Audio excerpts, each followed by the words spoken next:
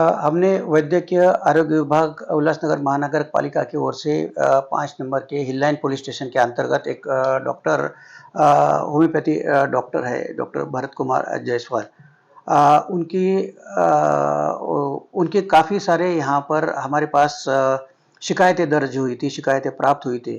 उन शिकायतों पे हमने उनको 2-3 बार चिट्ठियाँ भी लिखी थी, लेकिन उन चिट्ठियों का उनके द्वारा कोई समर्पक जवाब नहीं आने की वजह से हमने उनके पास जो प्रमाण पत्र है उनकी जाँच की और उनकी जो डिग्री है, जो कर्नाटक होम्योपैथी काउंसिल की डिग्री है, जो केवल उसी राज्य में वो प्रैक्टिस कर सकते हैं।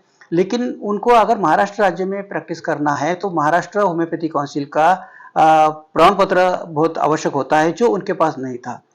और इसके अलावे होम्योपैथी डॉक्टर्स को अगर एलोपैथी यानी क्रॉस पैथी अगर से प्रैक्टिस करना है तो उनके लिए एक सीसीएमपी का एक अभ्यासक्रम होता है, सिलेबस कोर्स होता है, जो अगर वो अच्छी तरह से अगर उत्तीर्ण करते हैं, पास होते हैं और वो प्रमाण पत्र प्राप्त करते हैं, तो ही केवल आप क्रॉस पैथी में आप प्रैक्टिस कर सकते हो।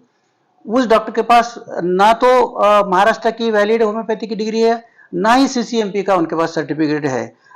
ऐसी शिकायत प्राप्त होने पे हमने प्रत्यक्ष रूप से जांच करने के लिए पूरा वैद्यकीय आरोग्य विभाग की तरफ से पथक हमने उनके क्लिनिक में गए।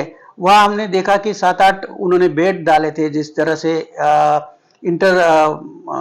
इनपेशेंट रुग्णों के लिए, मरीजों के लिए रखा जाता है और उनके ऊपर सलाइन द्वारा, इंजेक्शन द्वारा वो उपचार कर रहे थे। तो हमने उनको वहाँ प्रत्यक्ष रूप से उनके प्रमाण पत्र का भी मांगा, लेकिन वो दिखा नहीं पाए। इसकी वजह से वैद्यकीय आरोग्य विभाग की तरफ से हिल लाइन पुलिस स्टेशन में उनके खिलाफ धाराएं 419, 420 तथा महाराष्ट्र वैद्यकीय प्रैक्टिशनर्स एक्ट 1961 के धारा 33 और 36 के अंतर्गत मुकदमा दर्ज किया है।